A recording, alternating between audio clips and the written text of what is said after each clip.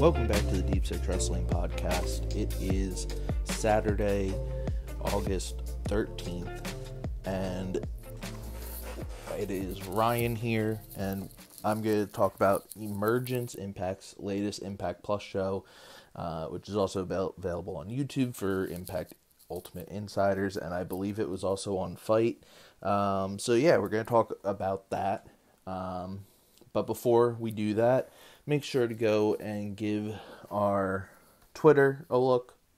Follow it if you want to, if you use Twitter.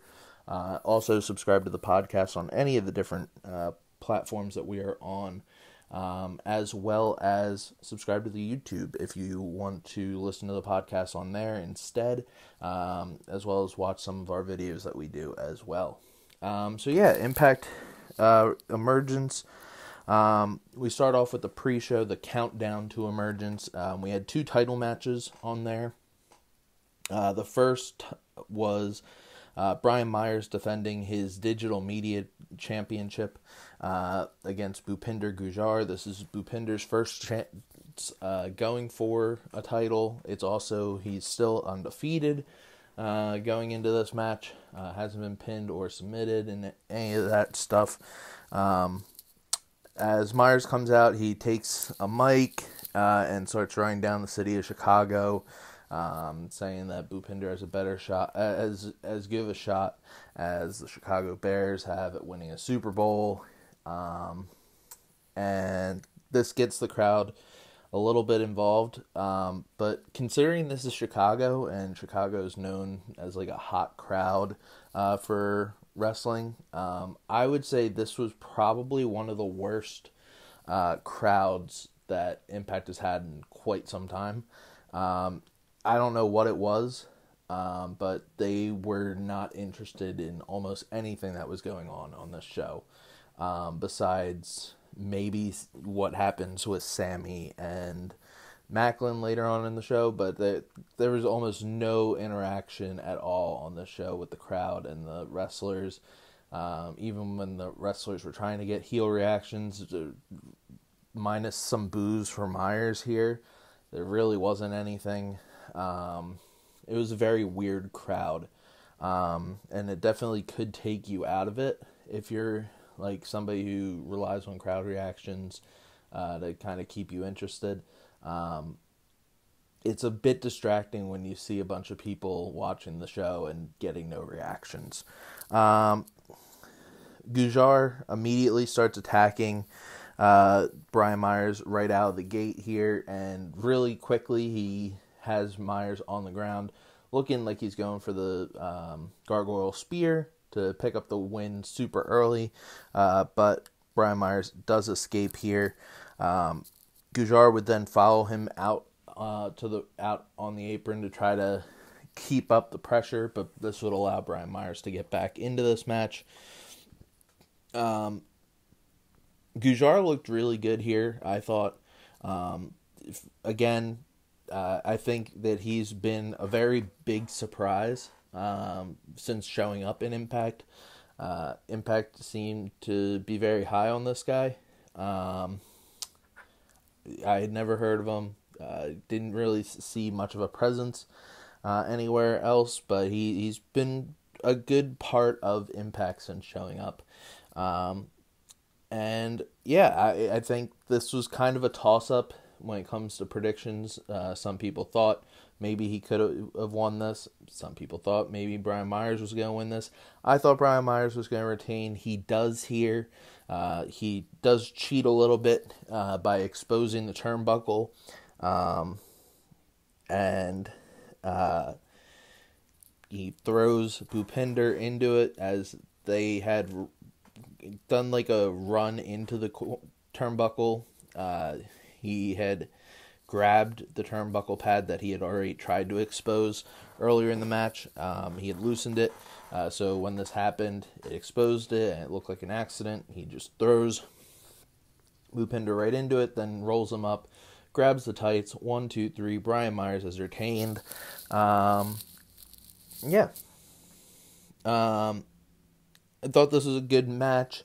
Nothing too special here, but does continue to keep Gujjar looking strong because Myers had to cheat to win. After this, we have the Impact Knockouts Tag Team titles on the line. Taya, Valkyrie, and Rosemary defending their titles against Chelsea Green and Deonna Purrazzo, known as Vexed. Jessica is with Taya and Rosemary.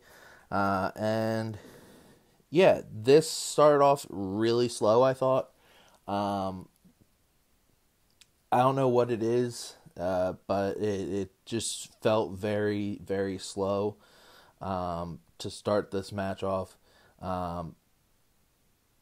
Valkyrie and Green started in the match, but it soon turned into they tagged out. Deonna tries to take control here with Rosemary, but Rosemary is gaining the advantage. So what does Vex do? They start to do tag team maneuvers, and this starts to give them their advantage here. We had some miscommunication again with with Jessica, and the people that she is rooting for. She accidentally runs into Rosemary on the inside. Taya Valkyrie starts taking over here, and it looks like they're going to win. Mainly because Chelsea goes for a dive to take out Taya and ends up hitting Jessica instead. This would allow Rosemary and Taya to hit the Road to Valhalla on Chelsea, but Deonna would come in and break that up. Green would get in the corner with Taya as she was trying to get to Rosemary, who's the legal person at this point. Jessica gets involved to try to cause some confusion, which allows Taya to hold Chelsea in the corner, while Rosemary is acting like she's injured, but really it was to get the mist ready. She goes to hit the mist on Chelsea. Chelsea gets out of the way. It hits Taya, and Deonna and Chelsea hit the double suplex on Rosemary for the win, and Vexed are your new tag team champions. Match was fine. It wasn't anything to write home about again, but it makes sense to give Chelsea and Deonna the titles. They act like a team in every way. They've got the same gear. They've got their own Titantron. They've got a team name. They communicate really well. They work together really well.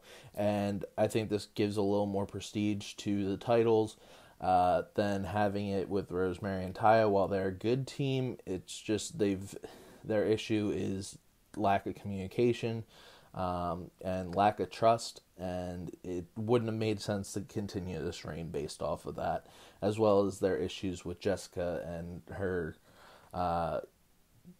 kind of getting too much involved in matches. So yeah, this would take us to our main show after the normal video package to start off any pay-per-view or Impact Plus show. We get our first match. It is the X Division title match between Jack Evans and Mike Bailey. Bailey tries to shake Jack Evans' hand to begin the match. Jack Evans decides, nope, instead I'm going to try to roll you up over and over and over again. And he gets a few 2 counts out of this. Some of them looked cooler than others. Some just looked like simple roll-ups. But this was a good, fast opening. And it definitely showed that we were going to get some fast-paced action once they began to hit some offensive moves. For anybody who hasn't seen Jack Evans in a while, or was just used to his AEW Dark stuff, I thought Jack Evans looked really good here. There was certain points towards the end of the match that looked a little rough, but for the most part, I thought that this was a really strong matchup between both of these guys. Commentary kept on talking about how Jack Evans has a long history with Impact. We've talked about it on the podcast before. Jack Evans really doesn't have that long of a history with Impact. He's made very sporadic appearances and hasn't done anything in Impact in several years. And he wasn't like built as a big star or anything like that. He was just there for a few episodes, a few tapings, years and years and years ago. I don't know if I'd call it a storied or long career with Impact or long history with Impact. But yeah, Mike Bailey did take control pretty early in this match. He did hit a few back-to-back suicide dives. This got the crowd invigorated a little bit, at least the crowd that was around the ring. We did get a spot where both guys traded off kicks for a bit. They were both down for a bit, for around six, I believe. Evans then was sent outside. Bailey hits his moonsault to the outside. Evans then countered and hit a blockbuster off the top rope. There was a top rope German suplex that Jack Evans hit onto Mike Bailey right towards the end of this match that looked pretty rough. I don't know if it was just like mistiming or if this was just supposed to be as rough looking as it was. But it looked like he dropped Mike Bailey square on his shoulder. But Mike Bailey, like, he sold it for a little bit, but got right back into things. He did go for Ultimo Weapon, and this is how he won. This was a pretty square on the back Ultimo Weapon, I thought. And yeah, Mike Bailey retains. This was a really good match. This was a really good, strong way to start off the show. I mean, anytime Mike Bailey is wrestling, it's always something to watch for. And I feel like he always knocks it out of the park for Impact, whether it's on a weekly show or if it is on an Impact Plus or pay-per-view. Backstage, we would go with an Honor No More promo. Eddie hyping up the team, talking about why Kenny King wasn't going to be in the match anymore. And Kenny talking about how he's got a plan to take out Heath and prevent him from interfering in their match later on in the night. This would take us to Steve Maclin versus Sami Callihan. Maclin comes out, and then as Sami starts his entrance, normally he gets in the face of like a cameraman and shakes the camera for a bit. Well, he goes and he looks like he's going to do that, but instead he throws the cameraman out of the way because Steve Maclin was right behind the cameraman, and they just start brawling. They brawl for quite some time on the outside. They both take out a ref, and this ends up going backstage, and yeah, we are told the match is not happening by commentary, and this will take us right into our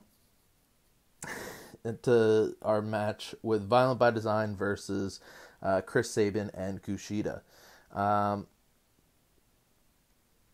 KUSHIA and Chris Sabin, they've had their history together. They've worked together in the past. We were told basically all week in all the pictures and promotional stuff about this match that it was going to be Deonna and Joe Doring. Instead, Eric Young is announced that he is going to be teaming up with Deonna for this match, and that Joe Doring will be on the outside. It makes a little more sense that, the whole thing with Violent by Design has been Eric Young has been a bit distant from the rest of his group. He wanted to see what Deonna and Doring could do. He kept on saying that they needed to take out the sickness that was infecting Impact and wrestling. They couldn't do it, so it makes sense that, if they want to take out the sickness and they think the sickness starts with these two, then might as well have Eric Young here. KUSHIA definitely over with the crowd. Chris Sabin always is somebody that people love. Young and KUSHIA took start the match. Young, because the crowd is getting into KUSHIA for a bit, does get on the outside to start yelling at the crowd. There's some boos, but for the most part, this kind of did stop the chanting. Eric Young then would tag in Deonna once Eric and KUSHIA locked up for a little bit. He didn't really want to get too involved in this match. Deonna would then struggle a little bit with KUSHIA because KUSHIA just kept on working on Deonna's arm. Sabin and KUSHIA started some double team attacks, and this made Eric Young get angry, and he just decides to nail KUSHIA in the back when KUSHIA is going against the ropes. KUSHIA tries to go for a comeback, but Young starts biting him in the face, and this would allow Violent by Design to take full control of this match. Deonna and Eric Young then start doing their double team work, which I thought was really good.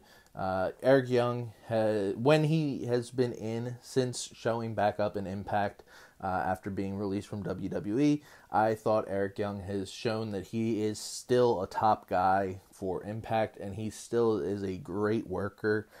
He just gets wrestling really well. And he works really well with a lot of people. Him, Deonna, Joe Doring, when they work together, they are a formidable team, and this match really showed it. KUSHIA does try a few times to try to get in the Kimura or the hoverboard, the hoverboard lock. I don't know why I was going to say the hoverboard DDT, but yeah, the hoverboard lock, but he just can't do it. Sabin gets a hot tag to try to get this through. KUSHIA, towards the end of this match, would climb up to the top rope. Deonna distracts the referee because he grabs the Violent by Design flag and looks like he's going to run into the ring with it, but this was all distraction to allow Joe Doring to knock KUSHIA to the floor. Young would then hit the pile driver right on Sabin, pick up the win. 1, 2, 3, and Violent by Design pick up a huge win. Backstage, Gia is interviewing VXT about their win earlier in the night. This promo, the first half of it you couldn't hear because the microphone wasn't working.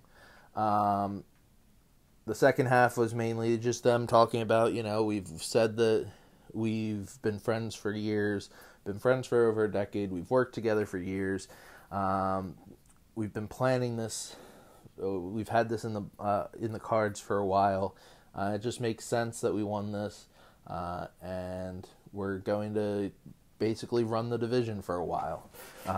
Makes sense. Kenny King would then come down to the ring. We thought this was... I thought this was going to be the beginning of the Honor No More match, but no, he just comes in with a chair, starts cutting a promo about Heath, and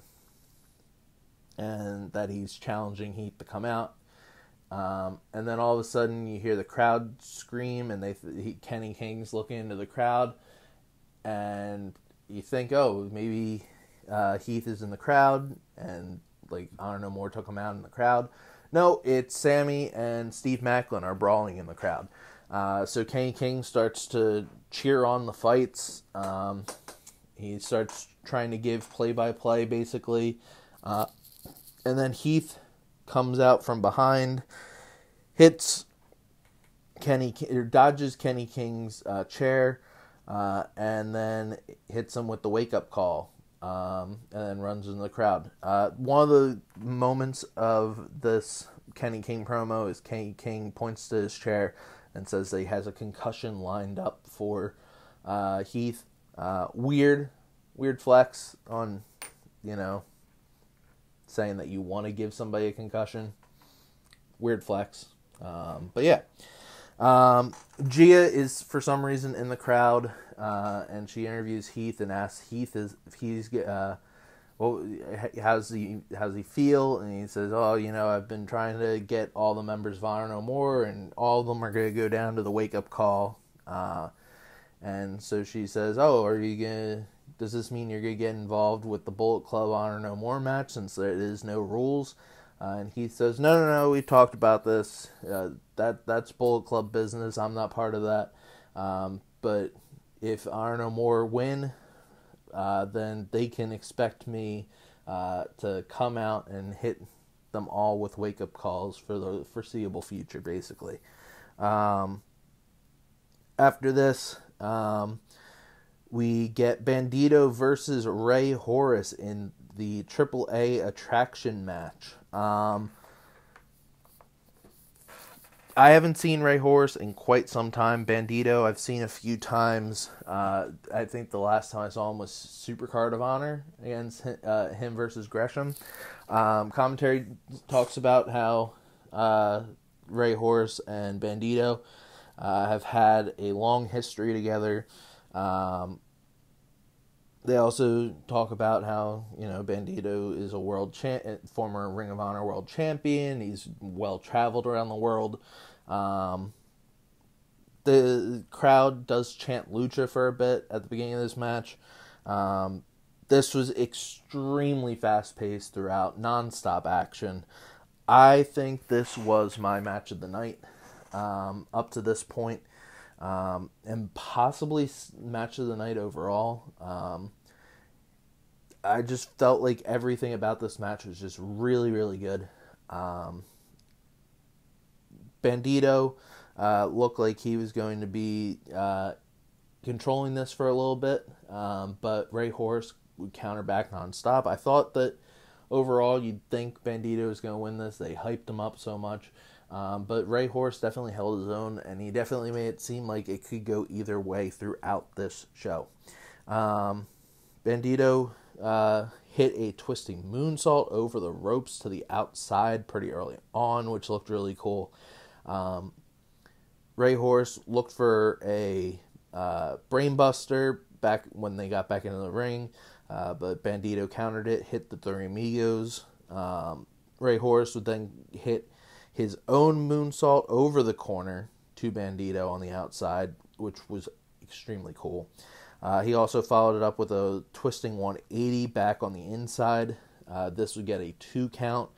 Some other really cool spots was a twisting tornado DDT by Rey Horus to get control again.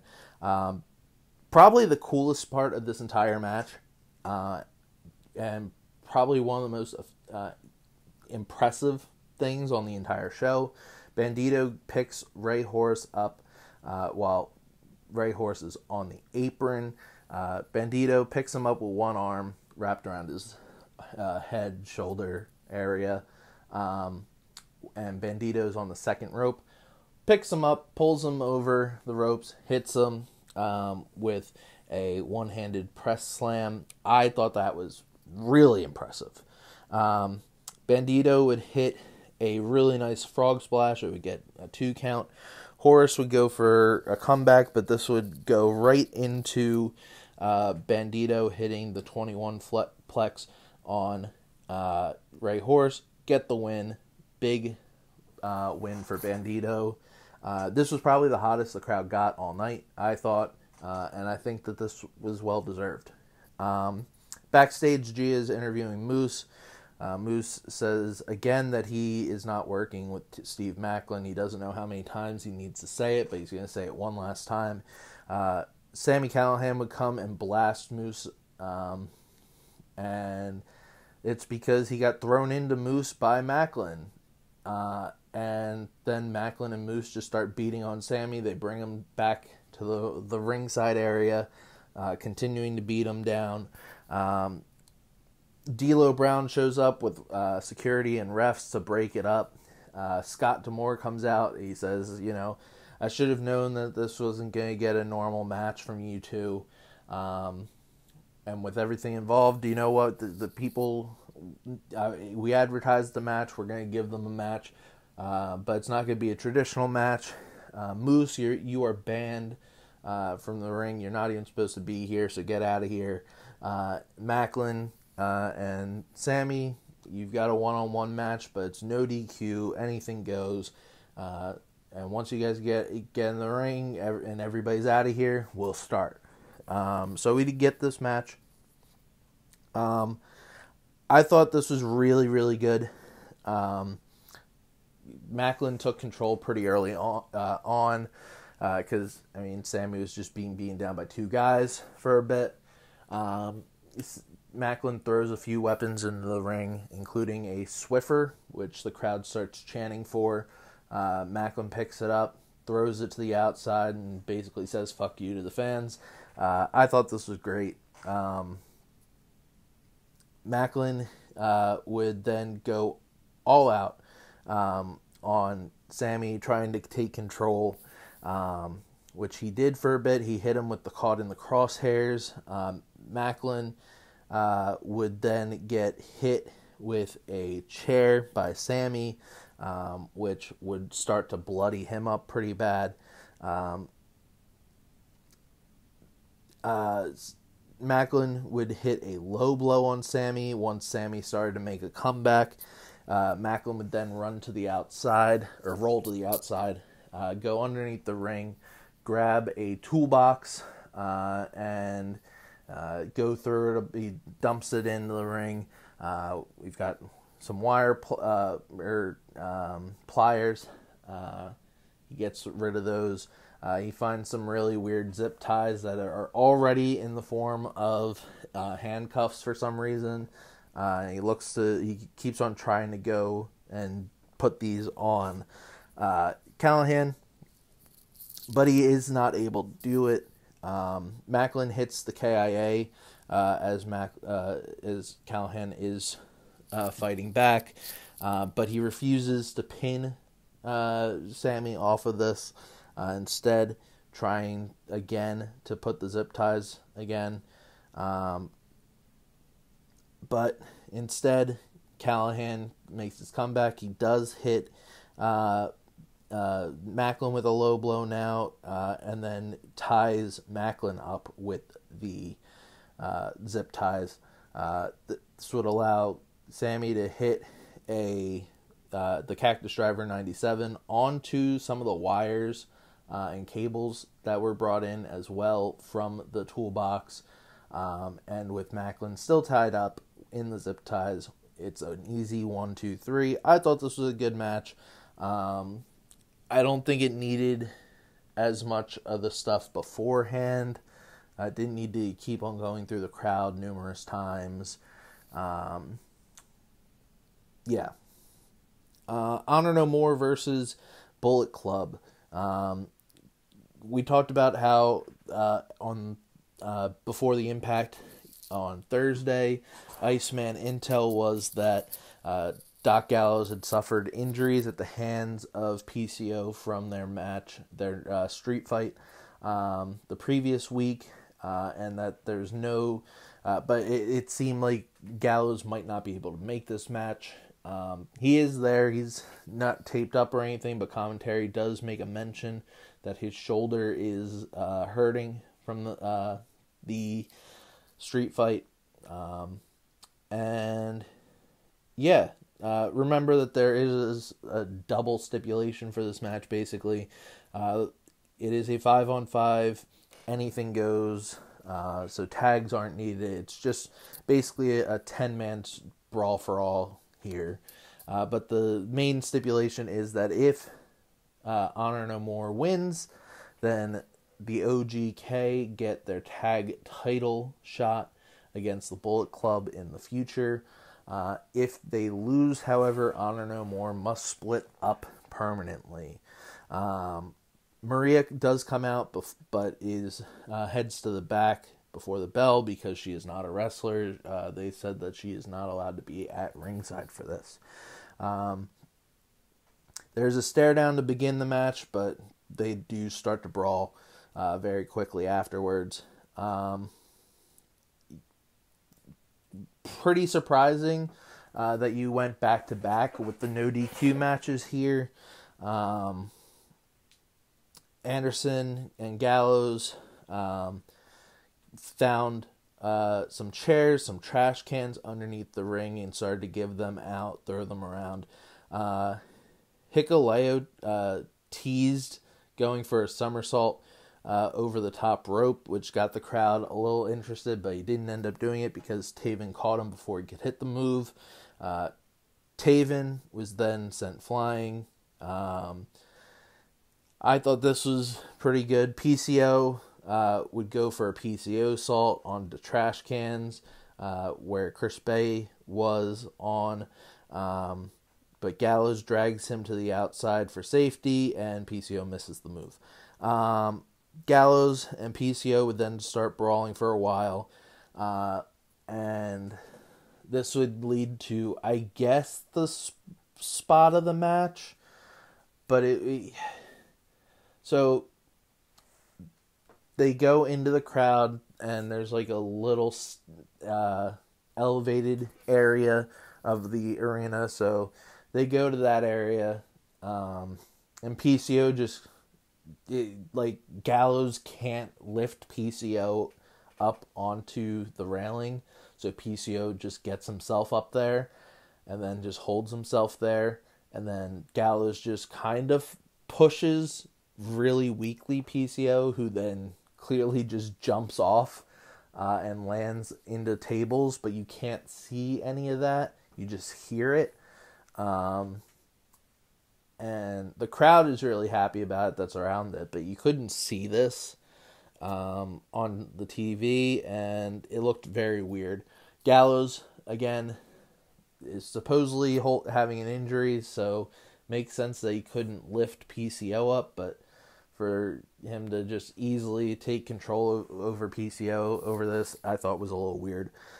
Gallows would then get back into the ring. He gets hit by Red Rum through a table by Vincent, and this is where Gallows basically is just done for this match. Gallows goes for to help Carl Anderson with a magic killer on Taven, but his shoulder gives out, and Bennett and Taven capitalize. They knock Gallows out, and then both get on top of him for the win, and Honor No More keep get their title shot, and Honor No More are staying together. This was a messy match. I think that it definitely was hurt by Sami and Maclin going right before this. And I also thought it was a little messy that it was all over the place. It felt very quick compared to how big of a feud this has been. After this would be our Knockouts World title matches, Jordynne Grace versus Mia Yim. We get the announcement that Scott Armstrong, the legendary referee, who I think is mostly known because of, being the crooked ref for so long in WWE, is here. There's no screwy stuff in this match. It's just him calling it right down the middle, which it's fine. I questioned it originally. I was like, wait, are we getting a screwy finish here? Just because that's what I'm used to from Scott Armstrong. But no, we got instead a really, really good match between me and Jordynne Grace. I think this is probably one of Jordynne's best matches that I've seen solo-wise. And I definitely think this shows off again why Mia Yim was just such a good pickup for Impact. Both of them start off the match with a shake of hands. in the middle. Grace takes over to begin, starting off with her power game, also using her speed to take some momentum here. Mia is clearly frustrated that she did not get the upper hand early on. She does hit a suicide dive to the outside after throwing Jordynne to the outside of the ring. And once she hits the suicide dive, immediately picks Jordynne up and throws her back into the ring. Yim starts going off with these really strong, stiff kicks, which I thought was really good. Jordynne would then try to follow it up to try to break up this momentum that Mia had by getting a suplex in, followed by a cool running power bomb, which clearly was just showing that she could handle whatever Mia Yim was throwing at her. Yim would start again being the underdog here. Jordynne just nonstop hitting her with power moves. Yim would fight back with clotheslines, would get hit by clotheslines, my mistake. And then Jordynne goes to try to make Mia submit, which commentary says they don't remember the last time Jordynne Grace had picked up a submission victory, let alone gone for a submission victory. Yim would get out of this before going for her own submission again. This would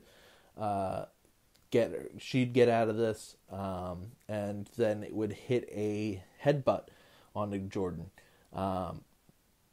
Yim would hit a really cool tornado DDT as well, and then would go for a move from the second rope, but Jordynne would catch her and turn it into a muscle buster. This got a near 3 count. Jordynne would also go for the Grace Driver a few different times after this, but just couldn't do it. When the muscle buster was hit, we got a replay, and we've got Tom Hannafin saying, for the love of Samoa Joe, from the muscle buster, because, that's his move, but it just came out very corny, and came out giving basically shades of Michael Cole yelling for the love of mankind, in the Hell in a Cell match where, somebody would go through the table.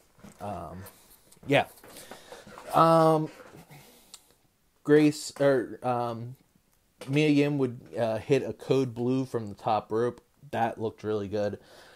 Crowd went crazy for that spot. Mia would go for Eat Defeat, but could not get the pin off of it. She would also go for Protect Your Neck, but couldn't get that. And Jordynne would finally be able to hit the Grace Driver for the win. This was a really strong match. I was a bit surprised that Jordynne kept her title, but I'm not going to complain about it. Again, fantastic match for these two. Jordynne tries to get Mia to shake her hand, and as they're about to, Masha Slamovich's music hits. She comes out with a death warrant, and she teases going to Mia, but instead goes over to Jordynne, hands it to her, and it looks like Jordynne has her next challenger. I'm super excited for this. I hope that Masha does take this title, because I just think that based off of everybody, I've not watched too many Masha Slamovich matches outside of Impact, but I've only heard great things about what she does on the indies. From what I have seen outside of Impact, she's fantastic. And I just think that she's done with her squash matches. She's done with the Giselle Shaw stuff. Focus on just making her an undefeatable badass for a bit. And then whoever can take the title off of her is that much more of a big deal. Crowd seemed pretty excited for this as well. So, cool. And this would take us to our final match of the night. It is Josh Alexander facing off against Alex Shelley for the world title. Again, this is Alex Shelley's first ever match in the Impact World title picture. It's his first time ever challenging for the title. He's only gotten one number one contenders match, and that was him versus Chris Sabin a few weeks ago to get this match. Alex Shelley gets talked up about as he comes out about how, he's going to make this count. And then commentary also points out that Josh has not been pinned in over 440 days. He's never been pinned or submitted in that time. So this really makes it feel like it is a super big match. Both guys get some chance to begin during their intros. Both men shake hands at the beginning. And it starts off as a very technical match, which makes sense knowing who both these guys are. Both guys are trying to gain the upper hand here via their technical abilities.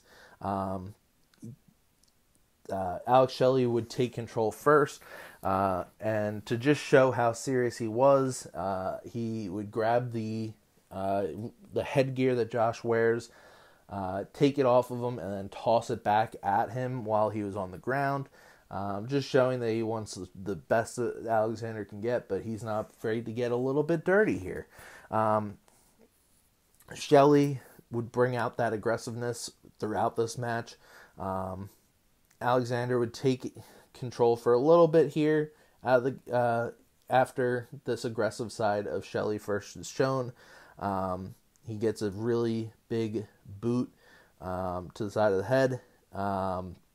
Shelley would then attempt to focus on trying to wear down Alexander's left arm, and just trying to make sure that he wouldn't be able to work with getting a good grip on Shelley for the ankle lock, or being able to hold him up for the C4 spike, which was the goal here.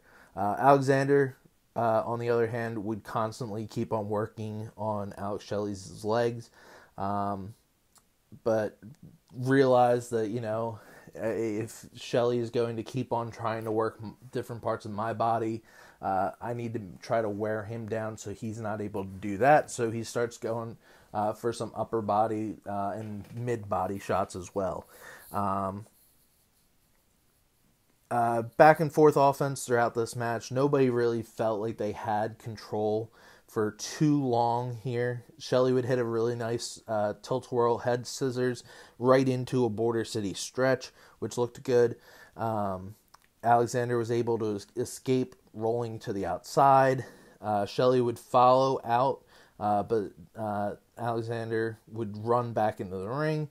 Shelley would take too long and was nailed with a flying cross body onto the ring apron. Alexander would go for the C4 spike, but wasn't able to pick up Shelley due to the damage that was done to his shoulder, to his arm. So it looked like Shelley was able to do the damage that he wanted to do. Unfortunately, Shelley was also hurt, basically, by the amount of stuff that Alexander had been done. Alexander hit a nice fisherman buster, but not at full power, and you could see Alexander was not happy that he wasn't able to hit as much onto him. Another tornado DDT in this match hit by Alex Shelley, which looked really good. Alexander was able to kick out at 2 from a really nice frog splash, and Alexander would immediately turn this into the ankle lock. Shelley would hit the bottom rope to make sure that it had to be broken, and it felt like we were back to square one at this point, just both guys beaten down here. Shelley kept on going for sliced breads. He hit, I believe, 2 or 3 of them throughout this. Shelley would also go for an air raid crash, Couldn't finish it off here. On the outside of the ring, Shelley went for another sliced bread, but he gets thrown into the ring steps. He goes back inside the ring. We get another Border City stretch. Is not able to do so. Alexander's basically wanting as much punishment as he can now. He wants to see the best that Shelley can give to him. He goes for a shell shock. He gets it. He ends up going with another one, gets it again, or goes for it again. But Josh Alexander counters it into a spinning tombstone. He can't get out of it. Or he gets out of it, and then Alexander hits his own shell shock into the C4 spike for the 1-2-3. And yeah, very strong main event. I think that the main event probably was my ended up being my match of the night, just because I felt like the story was there. Both guys gave it their all. Alex Shelley continues having fantastic singles matches this year. Josh is continuing to rack up the wins as champion. I don't know where we go next for Josh. I think the goal is him versus Eddie for Bound for Glory. I think that makes the most sense. Alex Shelley is, we already know, is going to be teaming with KUSHIA and Sabin against Violent by Design during the today's tapings in Chicago. So I'd assume their storyline against Violent by Design will continue for at least a few more weeks. And yeah, overall, I thought this was fantastic stuff from Impact again. Again, weird that the crowd didn't seem into it the whole time. I don't think there's a bad match on this card. Impact has just been throwing out nonstop great cards, it feels like, this year. And yeah, I give this whole event 2 thumbs up. Definitely go out of your way to check it out. And yeah, we will be back, myself, and I think Angela will be back this time next week for another episode of the Impact Power Hour. Make sure to follow Deep Six Wrestling on the different platforms so that you can keep up to date with the G1, with Pat's G1 reviews, Rob's SmackDown reviews, and Pat and sometimes Joey doing their AEW reviews. If Joey's not there, Pat still does them. So yeah, thank you guys. Stay safe, and we'll talk to you next time.